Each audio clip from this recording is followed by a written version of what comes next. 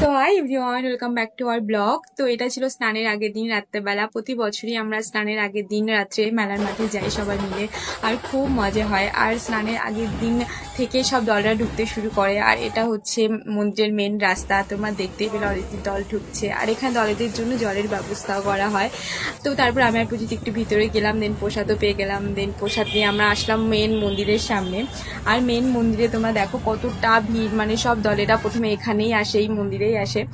তো তারপর আমি আর পুজিত মাঝখানে আটকেও গেছি, বেরোতে পারছি না এত ভিড়ের মধ্যে। তো যাও, তো কোনো রকমে ওখান থেকে বেরিয়ে আমরা স্নানের ঘাটের দিকে যাচ্ছি।